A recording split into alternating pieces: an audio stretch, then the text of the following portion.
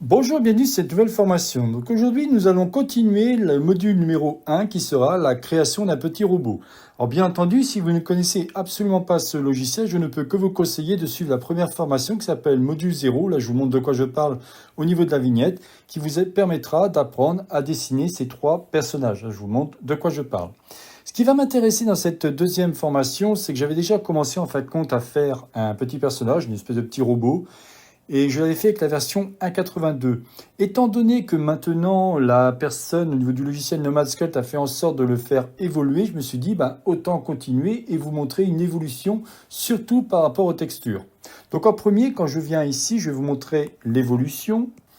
On va apprendre à modéliser ce genre de petit robot. Ça veut dire qu'il va falloir que vous compreniez. C'est pour ça que je vous disais, il faut absolument que vous ayez des bonnes connaissances au niveau du personnage, tout ce qui va être les groupes, tout ce qui va être ajouté, supprimé, lié, séparé, enfin tous ces éléments-là, pour que vous puissiez apprendre à faire ce genre de petit personnage.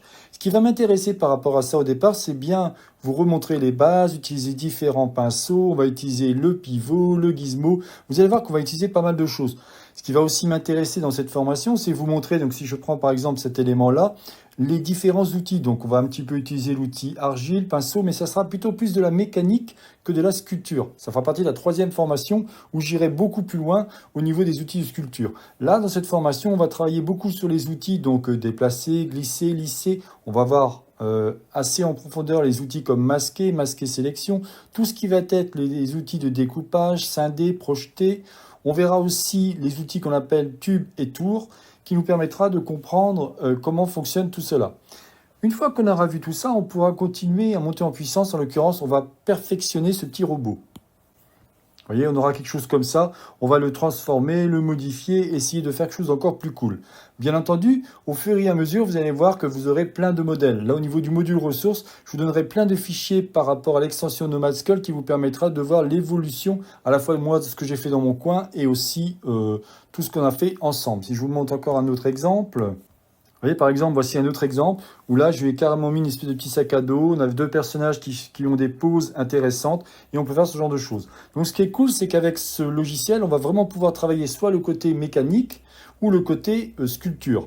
C'est-à-dire tout ce qui est, admettons, organique. Ça peut être des monstres, ça peut être des personnages, des animaux et ainsi de suite. Au final, ce qui va m'intéresser, c'est de vous montrer qu'on va pouvoir, bien entendu, à la fois mettre des couleurs, mais aussi des textures. On va utiliser aussi ce qu'on appelle ici tout ce qui est alpha. Quand je viens ici, vous voyez, on aura différents types d'alpha et ainsi de suite. Donc, je vous montrerai comment, tout doucement, modifier, sculpter, transformer notre petit robot. Et au final, ce que l'on va apprendre, c'est faire, par exemple, lui faire une pose à notre petit personnage. On va modifier tout ce qui va être texture. Comme je vous disais, on va pouvoir ajouter des alphas. On va pouvoir transformer celui-ci. Essayer vraiment de le rendre presque vivant ou plus agréable par rapport au premier que j'ai pu vous montrer. Bien entendu, on va travailler ici tout ce qui va concerner le post-traitement pour rendre le rendu plus cool. Voilà, donc je ne dirai pas plus par rapport à cette vidéo. Je m'appelle donc Jean-Michel Rosé, je serai votre formateur tout au long de ces vidéos. Si intéressé, je vous dis donc à tout de suite.